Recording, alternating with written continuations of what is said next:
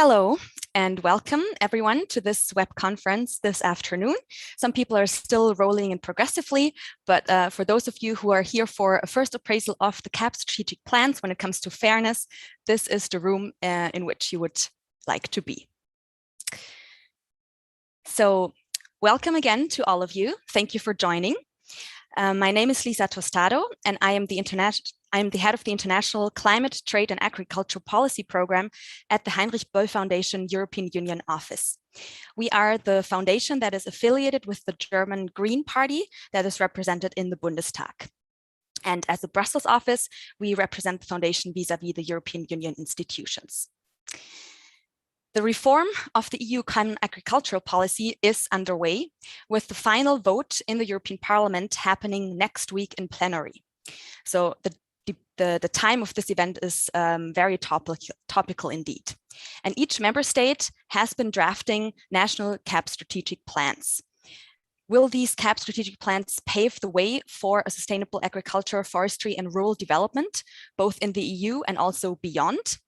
And where are we at when it comes to the C in the common agricultural policy? How to avoid a race to the bottom? These are questions that we have already addressed in the framework of a project with the Agricultural and Rural Convention 2020, short ARC 2020. They are also our partner for the event today. And in the framework of that project on the Common Agricultural Policy National Strategic Plans, we have elaborated a very comprehensive online dossier. You will find the link to that in the chat, and I invite you to check out the dossier with many helpful resources, different articles on issues around the CAP strategic plans, be it inclusion, be it environmental ambition, be it the impact on third countries, etc. And last year, in the framework of that very project, we also had a similar event on Zoom, like this one today, that looked at the compatibility of the Common Agricultural Policy with the European Green Deal. And again, I invite you to watch the recording again. You will also find the link in the chat. And this time today, we get together to focus on an element that has been, to some degree, a little bit overshadowed by discussions around the European Green Deal, even though it cannot really be separated from it, and that is fairness. Fairness is about who is losing out, who is winning, who gets more, who gets less, who will grow further, and who will struggle to make ends meet, who is excluded and who is privileged in the Common Agricultural Policy. As I said, this topic remains very crucial also in the context of the European Green Deal. If we look at the bigger picture of disappearing farmers, industrial farming, land concentration, and many other issues, which in turn also have an impact on the different objectives that are fixed in the farm to fork strategy. Fairness per se is not limited to monetary and distributional aspects of direct payments, but it also encompasses a broader set of considerations such as labor, market organization, and targeting towards the environmental needs. And the farm to fork strategy also explicitly mentions strengthening the position of farmers along the value chain as a core objective. Matteo Meta, who is a policy analyst at ARC 2020, will facilitate a very knowledgeable and also mixed panel of speakers today to answer the overarching question of this webinar, which is, are the new CAP strategic plans going to be fairer? And what does that mean in practice?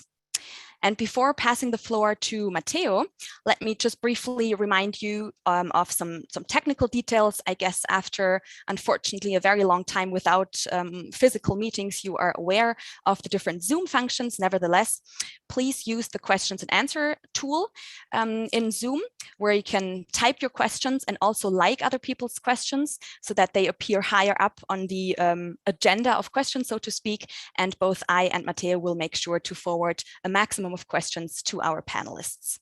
The chat per se is disabled, but please do use the questions and answer tool throughout the entire web conference. The event is being recorded and will be made available on YouTube shortly afterwards, and it's also live streamed if you want to share the link with colleagues that have not signed up in time. So without further ado, I now pass the floor to Matteo, who will provide us with some context, the legal framework of the CAP reform, the strategic plans, where are we at, and then also go over a first appraisal of the strategic plans with 3 distinguished panelists. Please, the floor is yours. Thank you. Thank you, Lisa. Welcome to everyone. Thank you, Lisa, for opening this promising webinar. Let me already introduce this very interesting mix of speakers, as you can see maybe from the agenda here. We will start this meeting with an overview of the new legal framework. Let me announce, unfortunately, that MEP Dorfman could not come to this webinar for other commitments. So I will try to cover that agenda point, summarizing a bit what are the novelties of the new CAP legal framework that will be voted next week. And then we will have a very interesting discussion from between 3 speakers. Firstly, we have Aurélie Catallo. Aurélie Catallo is coordinatrice of the platform Pour notre PAC in France. Thank you, Aurélie, for being here. Pour notre PAC has been one of the official stakeholders following being consulted on during the preparation of the French CAP strategy plan. The CAP strategy plans from France is has been published as a draft. At the moment is receiving comments, and so it's very close to be submitted to the European Commission by the end of the year. We also have John Brennan.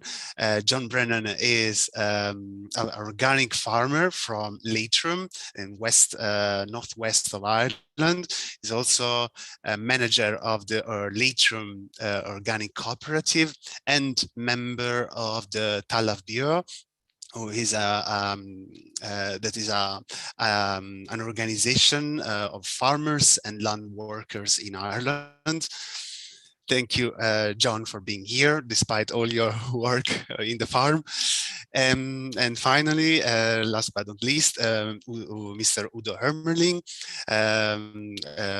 Deputy General Secretary of the German Farmers Association. It's my first time meeting you, though. It's a pleasure to have you here. As far as I know, the German CAP strategy plans has also been quite shaped, is almost quite ready, even before the recent election in Germany, but still close to be submitted officially to the European Commission. This is a bit the agenda we will follow. So we will start from the overview of the European level, and then we will listen the analysis of these 3 speakers of the French, Irish, and German CAP strategy plans. Let me open this webinar going back to the journey, the CAP journey towards fairness. The journey started from a very ambitious proposal. The CAP beneficiaries of any size and any countries would have never anymore received more than 100,000 euro of direct payments. That was the original Commission proposals. 1,100 euro per year means roughly 8,000 euro per month for ensuring a fair living standards of a farm. The money coming from those who used to receive a bit more would have been transferred to and redistributed to those who have been receiving less. That was another proposal of the Commission. The idea, let me put a bit in the Italian way, was as you know, when you make lasagne, you will try to spread the bechamel a bit everywhere so that everyone gets to enjoy the same quality and the same meal. So the Commission put forward this very ambitious proposal. But what happened during the negotiation? In one way, that journey took some steps back. From a mandatory capping, we are now talking about a voluntary capping. From capping all direct payments, we are now talking about capping only basic income support, which is one component.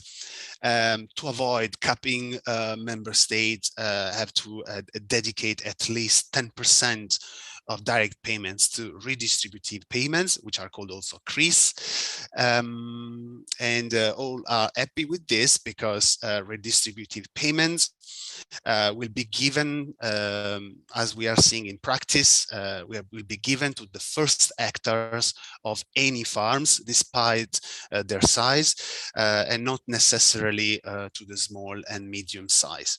So we have to also acknowledge that that journey went some step further. For instance, the minimum internal convergence rate that was initially proposed was increased from 75% to 85%, and a new social conditionality has been included in the negotiation. This new social conditionality will enter, will be mandatory as of 2025. So it might be the case that the new CAP strategy plans, who will enter into force in 2023, will still not include this conditionality. There were other things that were kept from the initial proposals, like maximum, the possibility for member states to set up a maximum level for payment entitlements, which is a very important, tool, especially for countries like Italy, that still has values of payment entitlements going even beyond the 2,000 euro per hectare in many cases. So there is a possibility of setting also a maximum value of payment entitlements. So sorry for making this long story short. I hope I covered a bit the legal framework that within which the member state will have to draw and design their CAP strategic plans. But the focus of this webinar is a bit bigger. If we go to the DG Agri, the Commission DG Agri website, and we type in fairness of CAP strategic plan, the key areas that will be appearing in relation to fairness are very much related to decoupled income support. So you would basically see all the novelties that are in the new CAP when it comes to definition of active farmer, eligible hectare, the basic income support, as I mentioned before, the values, maximum value of entitlements, internal convergence, the capping at aggressivity, but also the other components of the decoupled income support. So CRIS, the young farmer payment, eco schemes, small farmer schemes, and this social conditionality. But as I said, this webinar will try to broaden up a bit this. We'll try to expand and deepen the concept of fairness in the new CAP strategy plan. Firstly, to talk about the fairer CAP strategy plan, we should ask the question, according to whom? According to whom will the CAP be judged as fairer?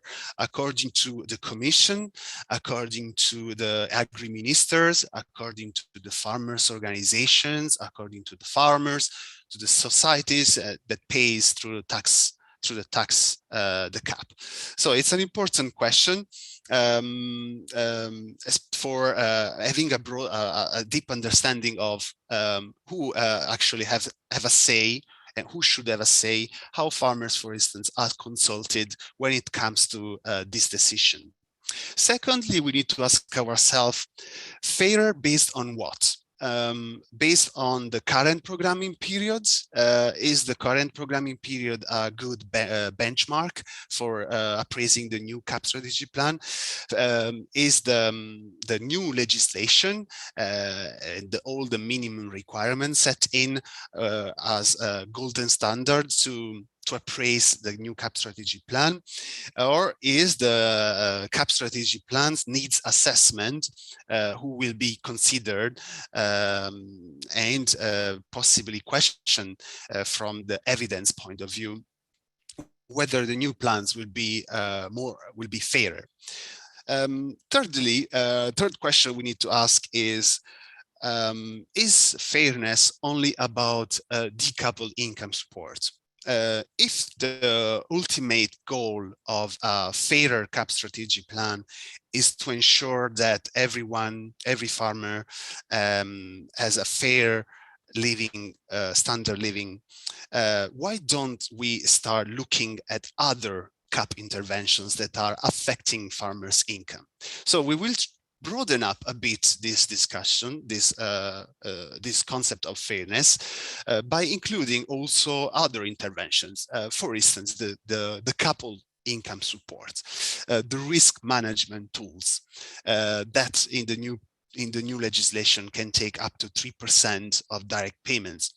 The Farm Advisory Services and AKIS, the Agricultural Knowledge Innovation System, the investment, and all the area-based rural development interventions from an area with natural constraint, the agro-environmental climate management measures, and the area-specific and the payments for area with specific disadvantages. Unfortunately, we still lack a policy device that tells us how much each farmer is receiving as a sum of all these payments receiving. We still don't have a unique beneficiary code that is able to bring evidence and make clarity in the discussion. We have seen in Ireland, in other countries, might happen again, a lot of contentious discussion between farmers of who gets most, and so we have the tensions between the small versus the bigger farms, those in the west towards those in the east, those who are practicing precision farming versus those who are practicing organic farming, and those who are practicing high nature value farming. Same between farmers in the mountains versus farmers in the valley.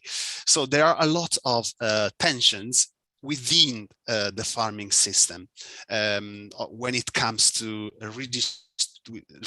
redistributing CAP resources. But if we open up even more the concept of fairness and we start looking at the agri-food system, we are not just looking at the farm's income, but we are looking at whether the supply chain is actually fair, if the farmers are really going to be strengthened, is their position going to be strengthened through the CAP strategy plans? Then we see that more CAP interventions can indeed play a role. Market support are not always designed in the CAP strategy plan, but the new CAP strategy plans have the power to design sectoral interventions. So producer organization, operational program, they can dedicate money for investment in short supply chain, in cooperation among actors. So there is plenty of opportunity. And therefore, we need to ask ourselves: is the new developed CAP strategy plan going to support shorter food supply chain, on-farm processing, or is going to support long food supply chain, commodification of the agricultural sector? Is this share of CAP money going to private commercial firms who are gathering together the farmers, or is this money going to cooperatives that are owned by the farmers, and therefore they are really the ultimate beneficiary? So within this framework, we will try to have 3-block discussion with the speakers. So I will immediately start moving on the decoupled income support. invite John Brennan from Ireland. John certainly is, as a farmer, has been very busy lately to maybe not read the 570 pages of the CAP strategy plans recently published by the Irish government, but has been following the CAP strategy plan since the first consultation. John, the question is very simple to you. Do you have any observation or any concerns on the draft CAP strategy plans in Ireland?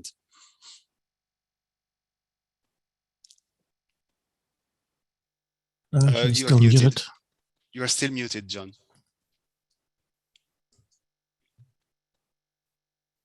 Yeah. Thank you, Matteo, and thank you for inviting me to this meeting. And of course, the CAP is extremely important to farming in Ireland as it is to all member states. My initial gut reaction is that I welcome the attempt to introduce more fairness to this CAP. From where I sit, for the last two CAPs, we have still been going back to reference years 2000 to 2003 as the basis for payments. And that, in the way that it came about, was extremely unfair. We had situations where certain farmers who were possibly in the process of finishing livestock, especially steer finishers and so on in those years, did very well out of CAP, disproportionately to everybody else. And many farmers, especially in the Western area where I farm, ended up with extremely small single farm payments. They were the CAP worked against them, and they had to struggle in many cases to achieve any levels of payments under the CAP. So first of all, I suppose, I would welcome the move to convergence. While we would like a higher level of convergence, I think we'd probably end up seeing 85%, which will take most of the farmers in the Western region here, and indeed right through the country, up to a better level of basic payment, or the BIS as it's now being described, from where they were before. And we have many farmers here operating at between around 100 to 150 euros per hectare single farm payments. We have farmers in the eastern parts of the country, many of them on 500 to 600 euros. So again, the convergence there will allow for a fairer distribution, a more equitable distribution of the CAP money. So I think that is to be welcomed. But I think we need to also look as well at the other mechanisms within the CAP. And one that you mentioned there early is the redistributive model, or the CRIS. And again, while we would welcome redistribution of money to, again, to smaller farmers, what we may see here, and I think we're seeing, is that this money will be paid arbitrarily to all farmers on the first 30 hectares. And that would not be my understanding of how distribution would work. I would want that money to be redistributed to smaller farmers, certainly farmers 30 hectares and under. So there would be some concerns as to how that will be managed in the Irish context. With regard to the other issues around social conditionality, again, I haven't really had too much time to look at that in particular. It's something that I would need to spend a little bit more time on. While I welcome the concept, again, how that will work in the context of producing a fairer outcome here for CAP is not really known. The idea of a cap on payments, this was something that I always felt was welcome. Again, that's not, I understand in the context of Ireland, that is, I think the figure is 66,000. Again, we have had a situation in Ireland where we have had people, a very small number of people on a very, very large single farm payments, and many of these are meat processors, and so that really is very annoying for the bulk of farmers who are out there, and who many, especially in this county that I'm in County Leitrim, are operating on payments of about 5,000 euros annually. So, so I think that is something that the cap would be welcome. And while I think there is an argument to say that if the farm is producing additional employment, there may be a reason to pay higher payments. I think that, you know, in the context of Ireland, I think we have a situation where we have very, very good examples of agroecological systems employing many people who do disproportionately poor from the existing cap. So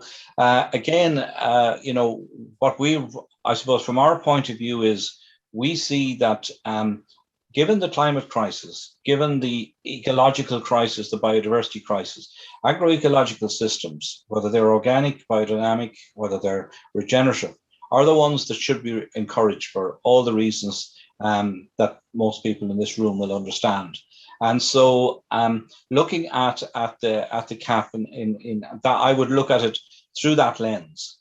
And so, you know, the devil, as I say, will always be in the detail, and there are still some things to be ironed out. But I would say my overall feeling is that the move is in the right direction. But when it really comes down to it, how better off will individual farmers be? You know, they may be some marginally better off, but I still think that we have a bit to go before we really see, you know, how all the different parts of the cap, or certainly Pillar 1, will be deployed. Thank you, John, so much for your views and taking for in 5 minutes. We encourage participants to send us questions of clarifications, or questions to broaden up the topic. I will now move to Mr. Udo Hermerling from Germany. The question is the same. What are your observations or your concerns on the German draft cap strategy plan at this stage? Hey, thank you for inviting me. When we in the first round talk a bit about the distribution of the money to the different programs in the first pillar, then we have to see for German farmers community, it's a bit different starting point than especially compared to our Irish colleagues. We have this flat rate of payments for arable land and grassland already since 2012. From that point, we had a regional flat rate. Then we came to further redistribution to a national flat rate for the basic premium, the greening. And we have no historical top-ups of payments, of any payments from the year 2000 anymore. So our starting point is a bit different. So in the last century, the last decade in Germany, for German farmers, there was already a really major distribution of about 1 billion euros to more extensive farming practices in Germany. So the area payment, when you put it together, the weaning and the basic premium, was about 260 euros per hectare. This will now decline to about 150 euros per hectare, because we have some major shifting of budget to the second pillar, and we have this new eco schemes, I guess we talk about later. When it comes to the redistributive payment in Germany, we will have 12% of the budget will be for the redistributive payment. We talk it, or we name it the first hectares. So for the first 60 hectares of the farm, you get a top-up payment. And still we have no capping with 100,000 euros or wherever. We don't have it in Germany.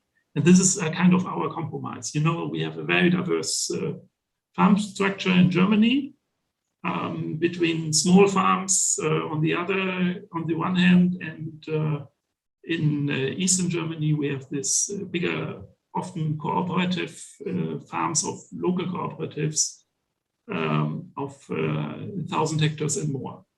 And so this is our way.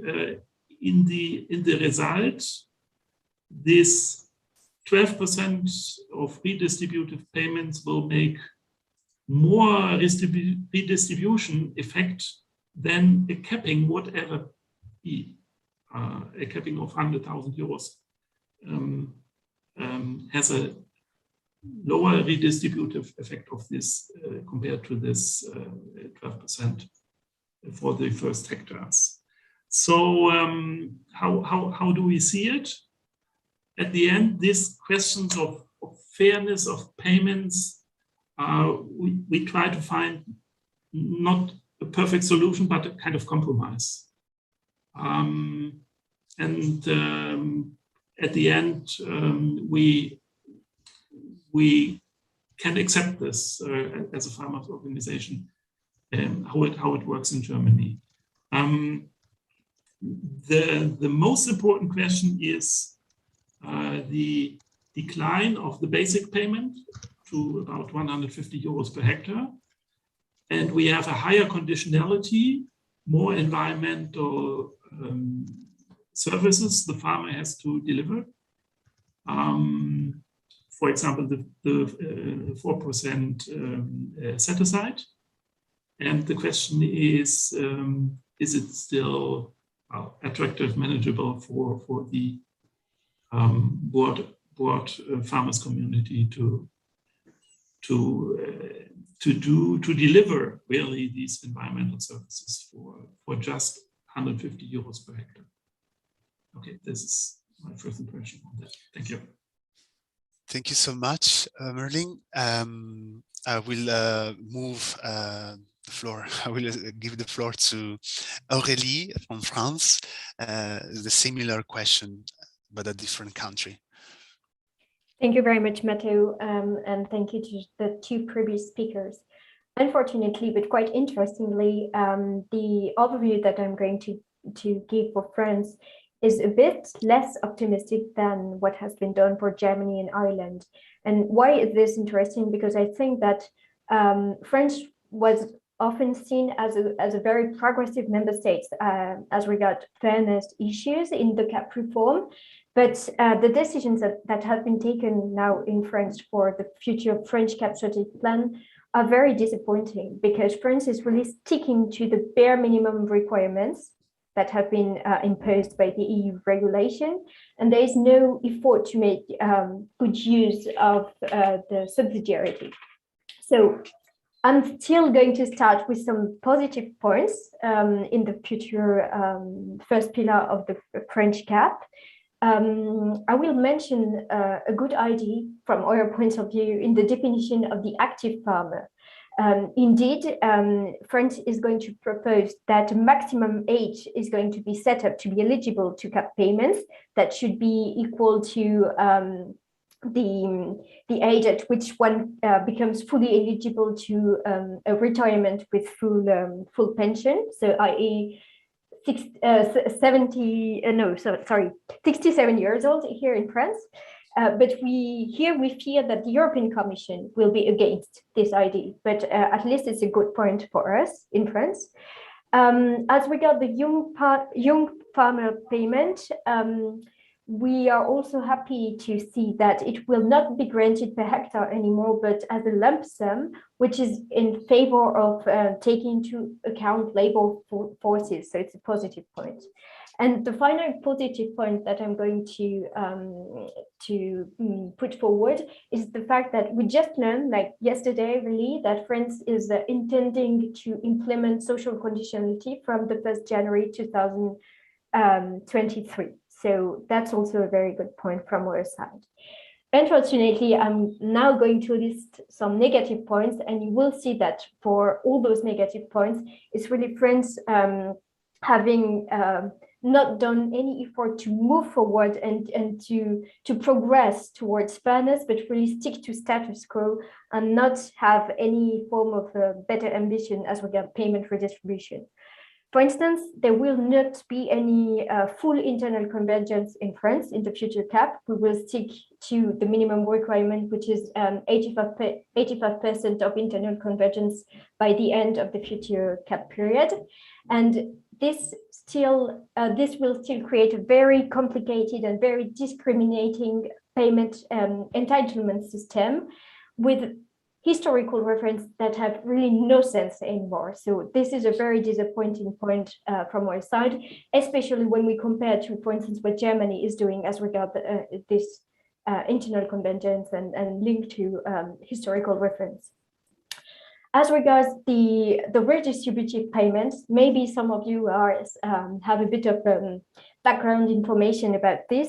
You might know that this tool was originally created in the current cap upon France's request. So it was really France's baby, let's say, this redistributive payment. And in the current cap, we used to apply 10% budget for this redistributive payment, and we will still apply 10% budget in the future cap for this redistributive payment, which has become the minimum for member states. We won't have any scheme for small farmers. We won't have any capping and degressivity. So those two things are not mandatory for member states. So we won't have it in France. To summarize, we can really see that almost none of the demands that we, pour notre PAC, and other stakeholders have been pushing for it in France have been heard as regard a better taking into consideration of fairness issues in the first pillar's payment in France. Thank you, Aurélie, for sticking with 5 minutes. And very interesting point. I take some time to collect some questions from participants. So Aurélie, please stay there, because we have received a question from a participant who asked if it's possible that a redistributive payment goes really to small and middle farms and not to all farms and to all first actors. Is the EU legislation giving enough flexibility to continue as it is now? Where, for instance, in France, the first redistributive payment is given to the first 52 hectares. If I'm not wrong, in Germany, the first hectares is divided in tranche, and so you have the redistributive payments going to the farms between the 30 and 44 hectares. And if I'm not wrong, also Spain, who is not under discussion today, but also Spain is considering to give redistributive payments instead of the small and medium farms, but farms that are above a certain minimum threshold and below a certain threshold. So what do you think about this way of redistributing? And do you think it's because of the European flexibility, or is it what the member states really have to do? Shall I go on? Yes, please. Okay, sorry. If I can kindly ask you to summarize in a few seconds. Yes, sure. Thank you. From my understanding, the redistributive payment must be granted to all farms, no matter how big or small they are. What member states can set up is a threshold of how many hectares of each farm is going to be granted this extra payment coming from the redistributive payment. So as you say, for instance, in France, the threshold is at 52 hectares, and it will stay at 52 hectares in the future cap. It means that a farm that is only, let's say, 10 hectares big will only receive 10 times the payment per hectare from the redistributive payment, and a farm that is like 300 hectares big will only receive the redistributive payment on 52 hectares. This is how the redistributive payment works. Thank you. There is a question that maybe is relevant for Udo. Udo, there is a question on conditionalities. You mentioned that your farmers perceive that the environmental requirements are going up, although there have been several studies showing that the actual conditionalities have been very much watered down. There will be little extra effort compared to the current programming period. So is there like a real analysis of what is more than the previous, or is just a perception that the environmental requirements are going up? Can you give some examples, for instance? Okay, thank you. So when it comes to conditionality, we see the former greening requirements are more or less included now into the conditionality system. And this means especially the set-aside for arable land and the crop rotation obligation. And we have, you know, in Germany, we have really a broad range of, well, of farming practices. We have high intensive farming per hectare, and we have very extensive farming practices. And I talk about more of this quite high intensive farming practices, which is not only on arable land, but also on grassland in the near the Alps or in the north, at the North Sea area. And there the farmers have costs per hectare if they do 1 hectare set aside on the grassland or do 1 hectare set aside on their arable land. And the costs per hectare are more than 1,000 euros per hectare. And this is not everywhere the case, but on some areas. And for this regions, we come to the situation that 100 euro per hectare basic premium for all of the farm is, well, really at the edge, that the farmer still is interested to share the system. And our fear is that we also lose the attractiveness for the second pillar environmental measures, because the farmers are not anymore in this system. That's maybe a bit special for Germany. Maybe also some can also happen in some other regions. But this is you know the result when you have a flat rate for all over Germany. Then you have some regions which might be at the edge of staying into the farm support system. In a situation where farmers are really on the edge because they receive the minimum, how do you, as a farmer organization, how do you manage the tensions between those who receives really very high cap direct payments? In Germany, they are among the most the highest beneficiary of the cap, and how do you manage the tensions between those who are receiving less and those who are that? Our view is, okay, we have some extra challenges for doing environmental services, also in future doing more for climate services. Our way was now to really make the best out of the new eco schemes.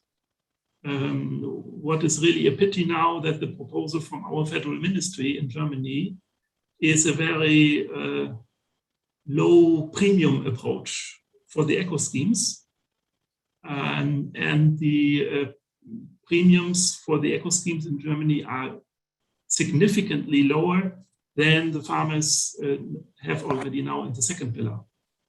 So what we discuss now with the old government and also with the new government in Germany is to get really attractive eco schemes.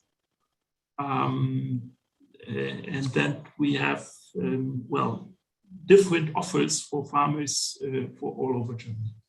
Thank you. Just to finish this block of the discussion, John, the eco schemes have the power really to also create fairness in the distribution. In the greening used to be proportional to the amount of entitlement values, but in the future will be a flat payment. Do you have any observation on the eco schemes in general, and especially on this to maybe redistribute money? You are unmuted. You are muted, I guess. Yes, I was listening to Udo there intently, and I think we have some similar issues that are facing his country here, which has resulted in a splintering of the farming representational bodies. We now have the Irish Farmers Association, who would represent the largest and possibly the most intensive farmers, you know, in one block, and then we have the Irish Natura and Hill farmers broadly welcoming what's coming with eco schemes. I have a problem with the eco schemes insofar as, first of all, in the case of Ireland, we only have 5. So there's very little, there's not enough a choice available to farmers depending on where they're farming.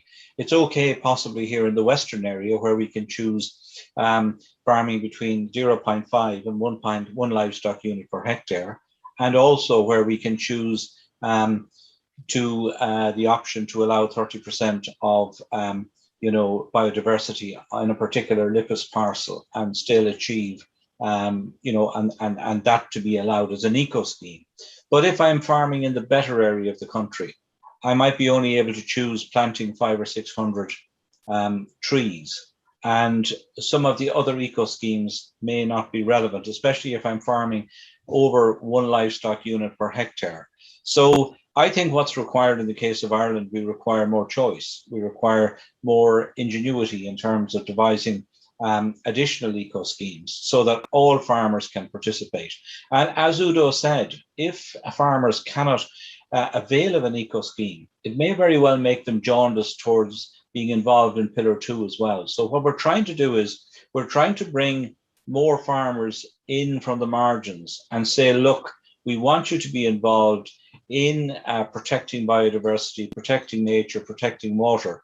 But so we have to make it easier for them to do that. And so I think, you know, there are still some problems with these eco schemes. And I think in the case of Ireland, we need more of them. And we need farmers to be, and we need as many farmers as possible to be included and to be involved in those eco schemes, because their very involvement with those eco schemes, and when they see the results, will make them more conscious of their impact on the environment and make them want to be more involved in environmentally led schemes. Thank you, John.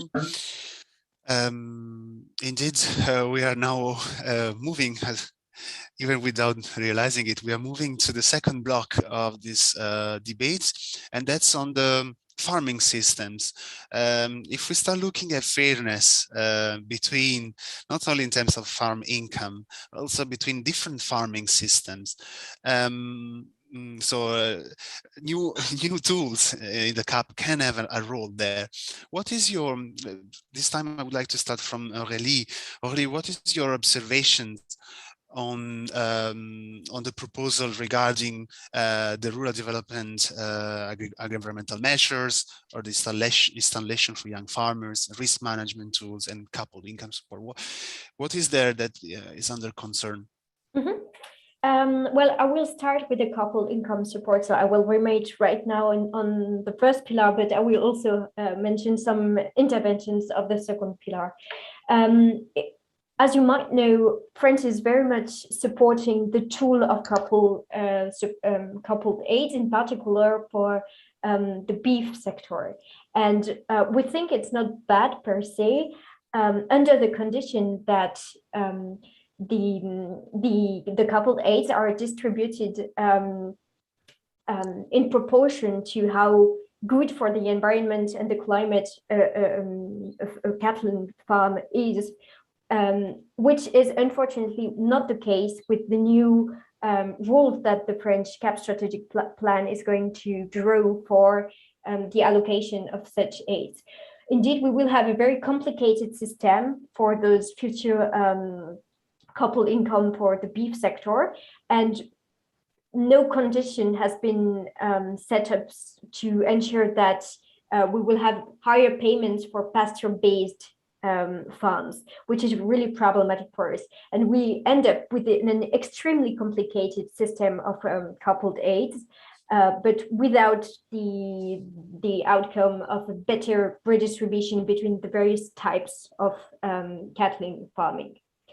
We also have a new tool within the coupled aids, which are coupled aids in favor of the fresh fruits and vegetables. And this is something that Pour Notre PAC, among others, has been very much supporting, because in France, whereas we have all the capacity to produce fruits and vegetables, we are today importing about 50% of the of what French citizens consume in terms of fruits and vegetables. So we really think it's extremely important to support that kind of production.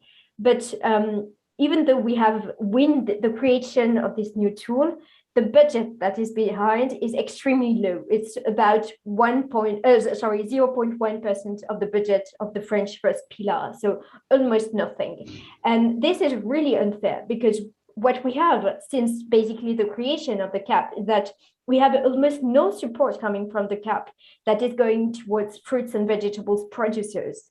They are crucial for food sovereignty or food security, but they are not supported by the CAP, and they are really facing very high competitiveness issues.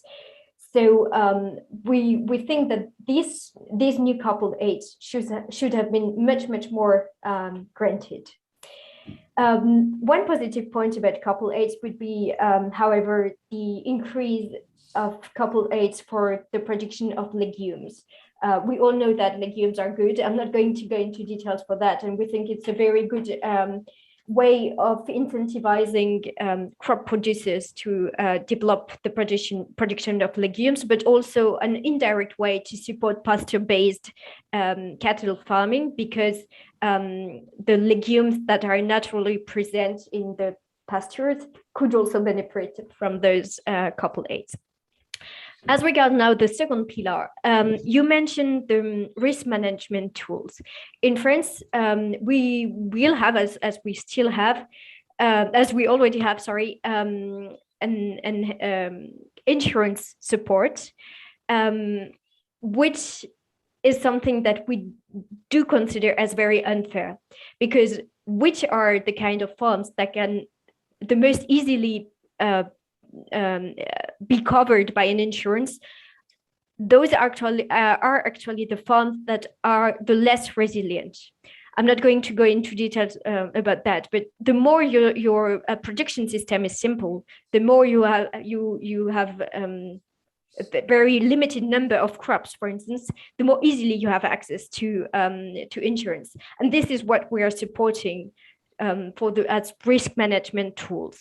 We think that we should have used this money very much in a very different way, and especially in supporting prioritarily the farms which are already doing efforts to adapt to climate change, for instance, or to adapt to be able to better face a wider range of risk.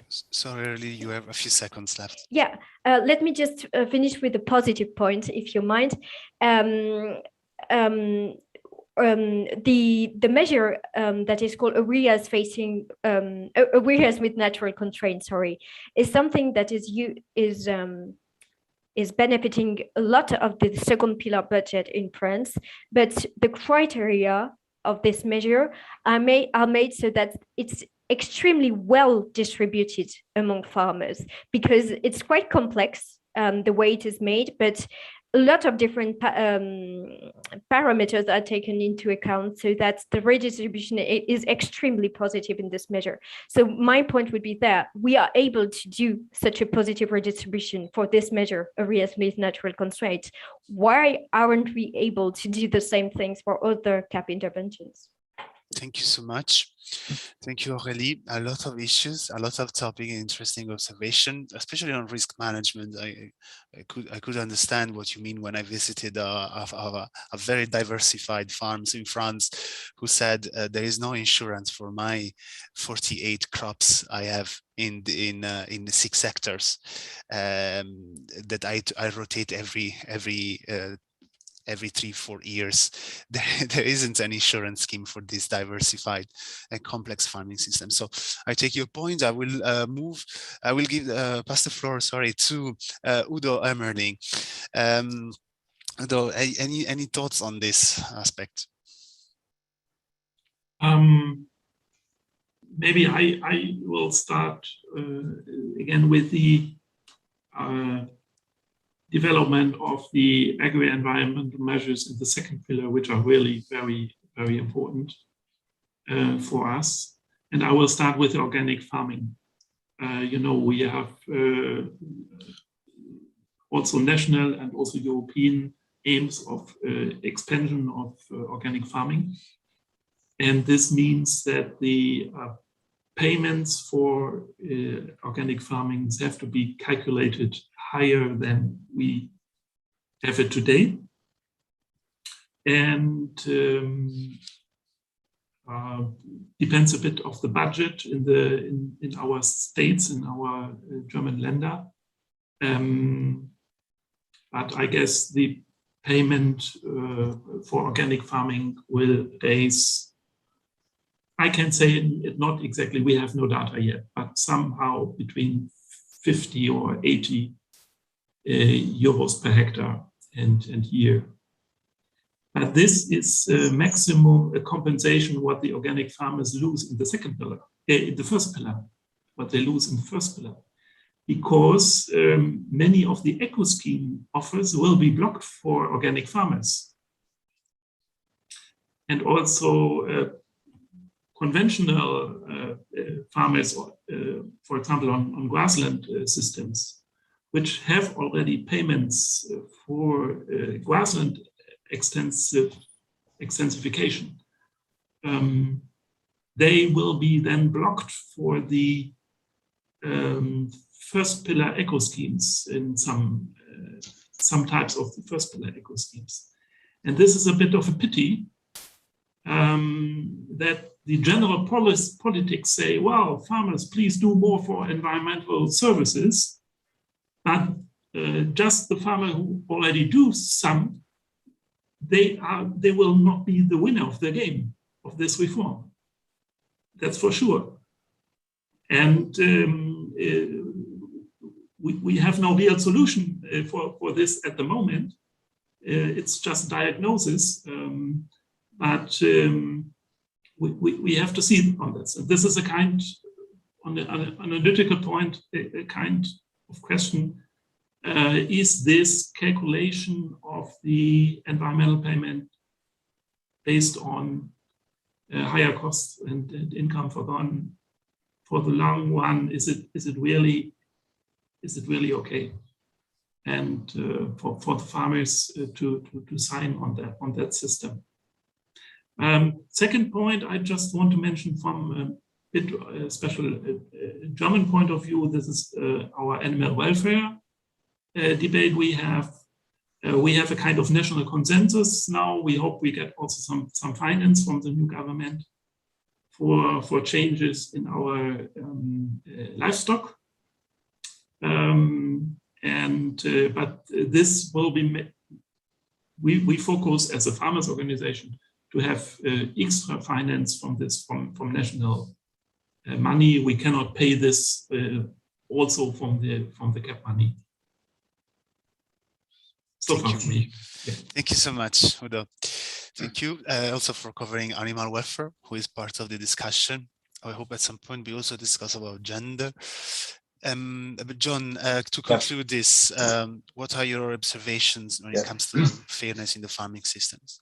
Just to pick up on what Aurelie said earlier, I believe she is correct. If we could distribute if we had a distribution of the Pillar 1 payments in the way that we have with the areas of national constraint, because we've done also that very well in Ireland, breaking it into severely handicapped areas, less favoured areas, and then areas that don't really would be not considered to have any disadvantage. So, I mean, I would be happy with that. I am very unhappy, though, about the whole situation around how we tackle the supply chains. There's nothing here that really says just to farmers who are trying to sell in what we would call short supply chains that they are going to get a leg up or a hand up in terms of what's coming in the new CAP. For instance, one thing that is and has been promulgated before is support for producer groups. But in the last CAP, any producer groups that came about were producer groups that were linked into large PLCs that had all of the resources and everything to support the setting up of those groups. This should be aimed at groups of farmers in specialist areas in horticulture, in grain, in a whole range of areas who want to come together to get more control in the supply chain. And if that doesn't happen, farmers are going to continue to become poorer as a result of the downward pressure from retail multiples and multinational interests. So that is a concern to me. I want to pick up on what Udo said, and I quite agree with them. We have a situation with organic farming in Ireland. I've been organic since 1998. We have an ambition to have 7.5% of land area converted to organic farming. Since 1998, we've managed to get to 1.5. So I'll let you work out the maths on that for yourselves. So the 7.5% is also will require significant support for marketing of produce and the additional output that would come from organic farming. I don't see that that's built into the current proposals. And my other main concern is this clash between area-based measures in what is the new Agricultural Environment Climate Measure, or AECM, which would include things like species-rich grassland, of which many organic farmers would practice, traditional hay meadows, low-input permanent pasture. So we are concerned that unless there are substantial improvements in payments per hectare for organic farmers, that many might decide not to go into organic farming and choose these measures from the new Agricultural Environment Climate Measures. So this could really then curtail the ambitions, which in our case are 7.5%, and we compare that with Austria at 26% and Germany's record and France's record. So really, we're coming from an extremely low base, and I think that we will remain at an extremely low base. And to put this in context, in 2016, we had 1,680 organic farmers in Ireland. By the end of this year, we're heading for 1,400. So we can hardly say that that's progress, but you know, the minister is ambitious, and we hope that clashes with these other schemes won't result in them not being taken up. I suppose other things, I mean, while we welcome, again, the LEADER program and all that will be contained in it, we do need to debureaucratize it, because farmers are very reluctant to get engaged with the LEADER program because of the mass bureaucracy involved. And like producer groups and LEADER, you need a huge amount of facilitation and hand-holding and support to ensure that farmers engage and get benefit from these programs.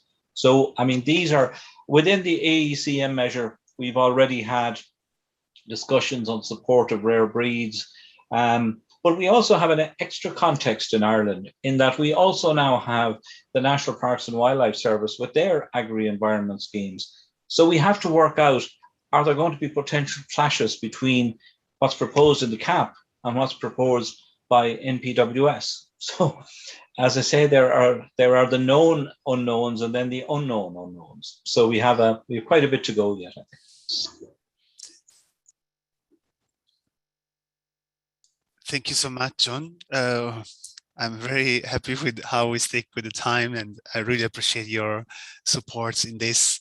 I leave the floor maybe for any of you who still want to say a few words on this topic before we move to the next one. Maybe Udo or Aurélie would like to complement what you have said. Otherwise, we can move to the next block. Okay.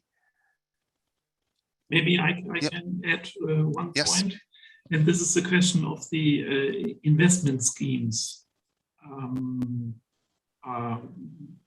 the farm investment support in the second pillar.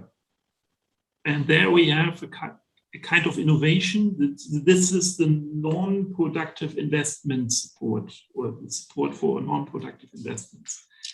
And this is what we will see in future more often also on farms, that we have investments like for reducing emissions in the manure management systems, you know, the domes on the manure silos and things like that. These are non-productive investments. They are mainly environmental, and it is possible to support this not only by regular up to 40%, but you can give a higher investment support on this environmental things or projects on the farms. And this is very important for us that we come now in practice. This is in theory, I also agree with John again. In theory, this is possible, but this is not really in practice now on the farm. In Germany, I can talk about Germany, we have regular this 40% investment support for this kind of mainly environmental projects, and more would be possible. But things are complicated. We have to work on that, just to show where we can move forward to get our environmental challenges, how to tackle them. Thank you. Aurélie, you want to say something shortly? Yes, if we have a bit of time, I would be happy to raise another point, that because we did not mention a lot the issue of young farmers, and I think it's a crucial one for the future of our agri-food system in general. A positive thing that France has been working toward for the future measure about young farmers is that, okay, we will have the minimum requirement of 3% budget for young farmers, not 1 cent more than 3%, but let's say that's already better than what we have today. But in addition to that, new entrants will also have access to a measure targeting their settling in agriculture. And when we are talking about new entrants, we're talking mostly about people that are older than 40 years old.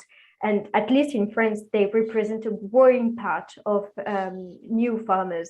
And I think it is a very positive thing that more than half of the people that are now becoming the new farmers become eligible to support, because until now, only young farmers had access to it. And I mean, it's crucial to keep supporting young farmers, but because we are lacking farmers in general, and we have a very important problem of generation renewal, we also need to support this other half of new entrants in agriculture.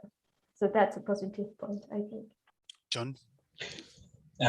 Yes, just to pick up on what Aurélie has said there. There are a couple of things that Talamh Beo particularly would like to see. We would like to see, significant, under the TAMS program, to have significant support, especially for short food supply chains, especially in the areas of horticulture, where we also have the issue of how that we're supporting their food sovereignty and food security as well. And as supply chains become more brittle, and global supply chains could very well become extremely brittle as a result of climate change, we need a lot more emphasis from member states on ensuring food security in their individual member states. As well as that too, we would like to see much more support to allow for a greater role for women in agriculture in Ireland. And as we all know, it's been extremely male dominated in many member states for forever. And I think we need again to look as well as if we're trying to get, as Orly says, this generational renewal. We have many people who want to return to the land, and many of these in our own organisation, are women, but they don't get the recognition within the CAP. Although there are some small steps taking place now, even in our own country, much more needs to be done to recognise the role of women and ensure that they're also rewarded under CAP. Thank you, John. Thanks for bringing up this important point on gender.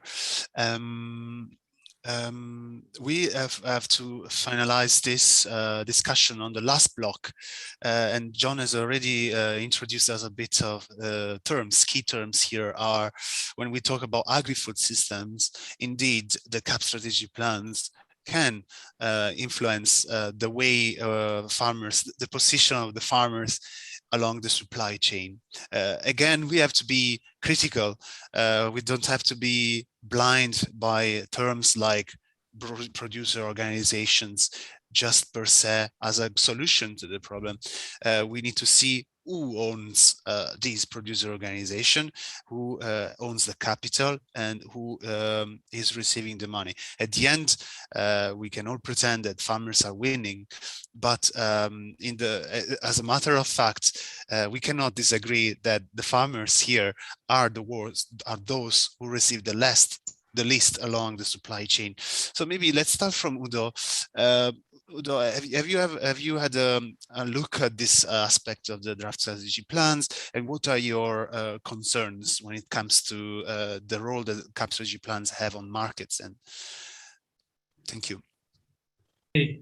My first answer, the main questions of promoting a better position for the farmers in the food chain are outside of the CAP support, the direct CAP support. We talk about market structures, and we talk more about labeling of products, and we talk about the establishing of the rules against unfair trading practices. And so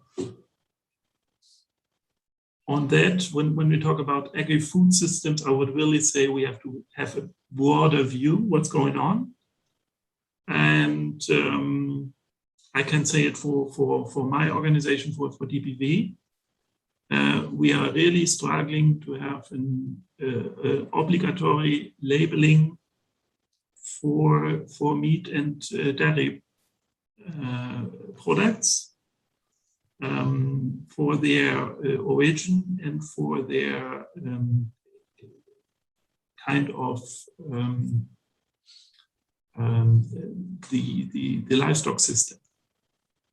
These are the main debates to get the extra price for our extra services that we have as German and also as European farmers.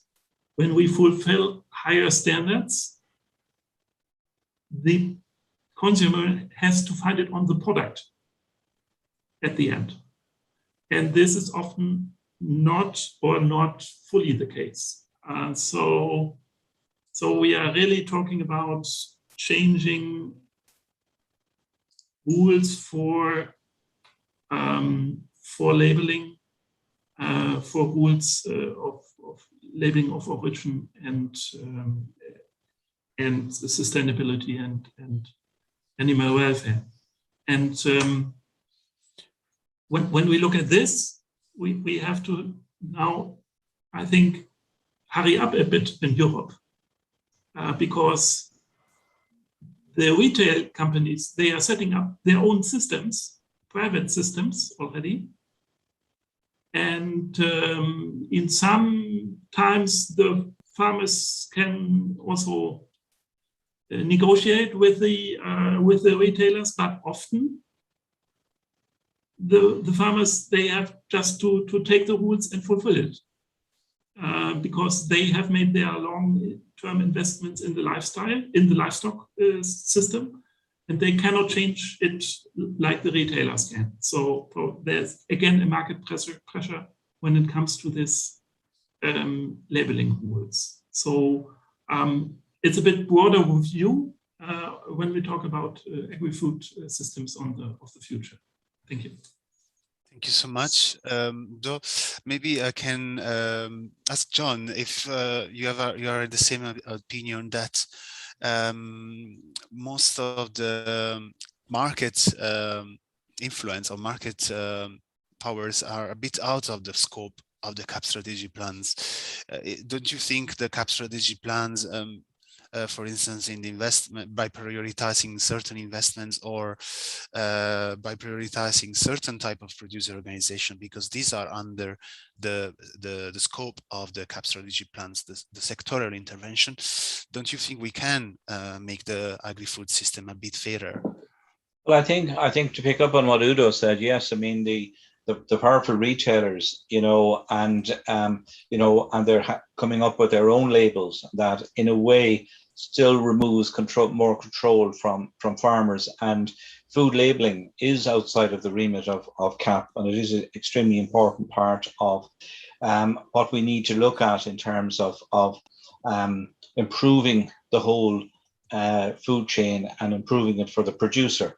But I think what we can do is, with producer organizations in the past and in Ireland, we had from the foundation of the state, we had the cooperative movement, and many of our large cooperatives were founded. Many of them now are PLCs, but there was a time when farmers were much more in control of their food chains. And maybe what we have to start looking at again as farmers is looking at a kind of, a vertically integrated businesses where we take our produce all the way to the front end to retail.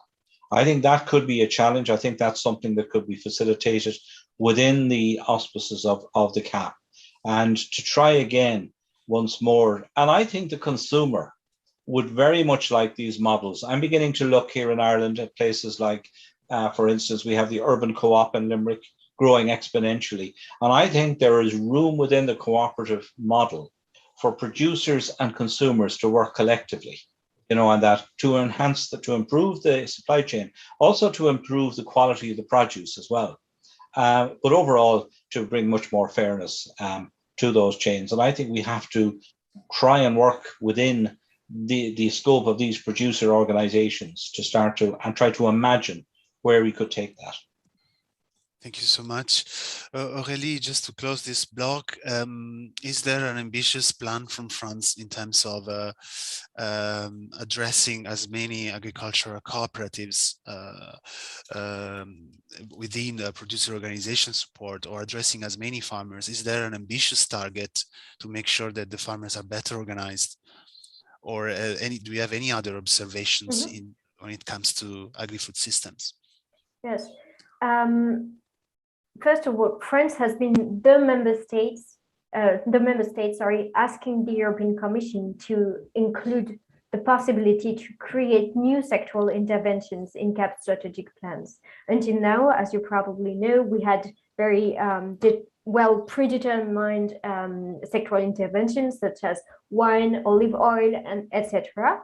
And now member states had the possibility to create new sectoral interventions for whatever producers' organizations they want. So this was really something France pushed for. And in the principle, we are happy about it. Of course, any support that you can bring to other sectors, other producers' organization is welcome in principle. However, we are very skeptical about the way sectoral interventions function today. First of all, sectoral interventions are really, at least in France, are really meant to to help big producer organizations to be more competitive at European or international level, which is not bad per se, but other goals should be pursued as well. For instance, the idea of creating new productions on a given territory, because this territory is lacking, let's say, fruits and vegetable producers. This could be a very good way to use the sectoral interventions. I'm going to develop a new sector on a given territory, but this is absolutely not covered by this kind of tool. And secondly, sectoral interventions are only discussed between the French Agricultural Ministry and the given producers organizations. There is absolutely no openness of this tool to other stakeholders, which is very unfortunate and which is not the case for other CAP measures. It's really particular to that. So for instance, in France, we know that new sectoral interventions are going to be created.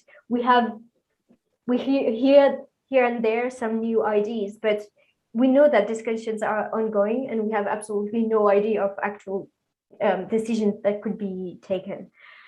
And when we know that on an issue such as animal welfare, there is absolutely no CAP intervention that has been designed in the future French CAP strategic plan to tackle this issue of animal welfare, only new sectoral interventions could be there to tackle animal welfare for example, pig production, if a new sectoral intervention is created for the pig sector.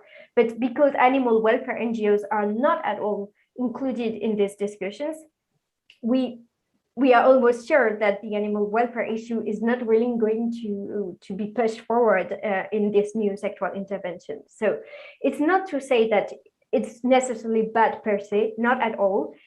It's very important to use the CAP to help market structuration and to help the organization of producers so that they weigh more in the food chain. No doubt about that. But the way it is built until now and the way it will be built in the future CAP in France is not really encouraging, and the tool would require an in-depth reform so that civil society NGOs can really be happy about this tool. Thank you so much, Aurélie. We are almost closing this. Maybe we have 3 minutes just to ask each of you what interesting proposal have you heard from the other countries? What could be problematic if that was going to happen in your country? Maybe we can do this very briefly going in circle between the four of us. For instance, maybe I would like to appreciate the move that Ireland has taken towards introducing a capping, 66,000 euros. Maybe a few farmers will really reach that level, but still is an important signal that the cap is not going to be a system where the more land you have, the more money you take. But it's a way to reconsider the labor and the people working and the fair income. 1,000. The proposal was 1,000 euro per year. Isn't that bad? So I appreciate that. From Ireland. Maybe Udo, would you like to say something that was interesting for you? Okay, so our debate in Germany now is we had a national commission about the future of the farming, also with environmental NGOs and some scientists, and there is also a kind of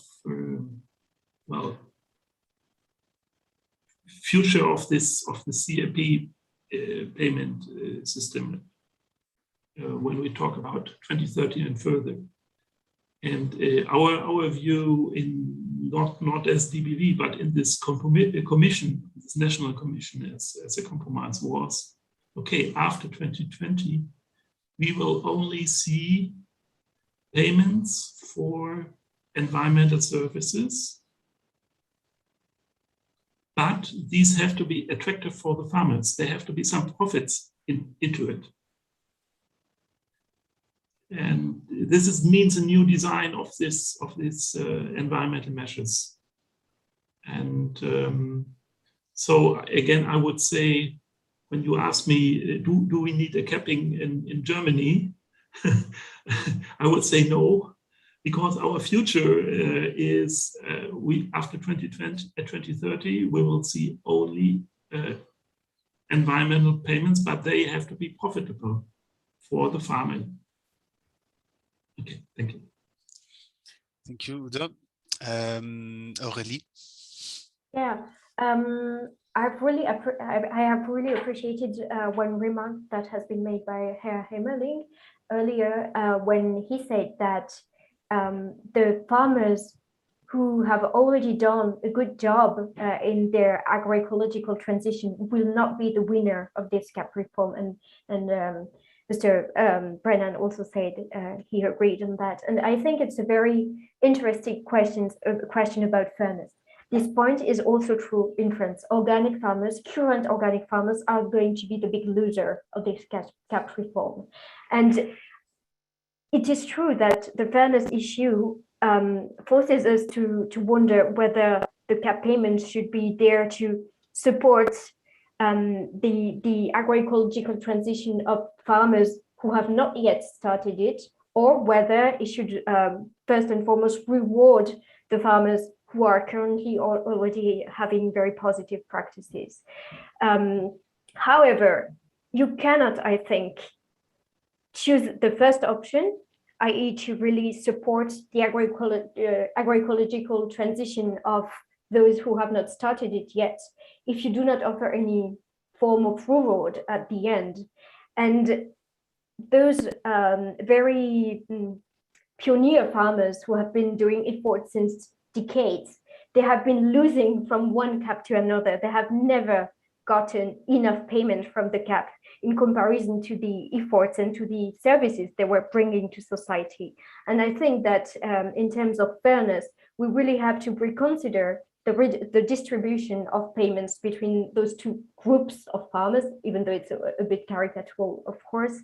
And we really have to shift payments towards a logic of rewarding rewarding positive practices, because it can satisfy the one who have already done the effort, but it can also incentivize those who could be attracted to such payments. Thank you, Aurélie.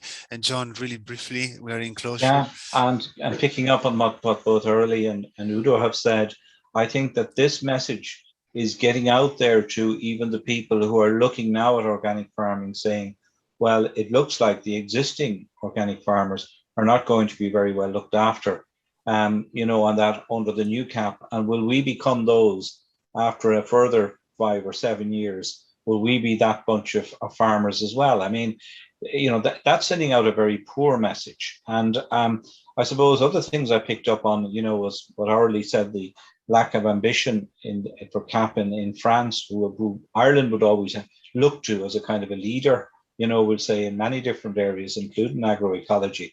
You know, I think, you know, that is something that I wouldn't have expected. But I think, look, I know there's still quite a way to go here, you know, and especially with the finalizing of Pillar 2 schemes. Ireland works on the basis of having very, very low uptake and also very low payments. I mean, my payments as an organic farmer are 170 euros per hectare.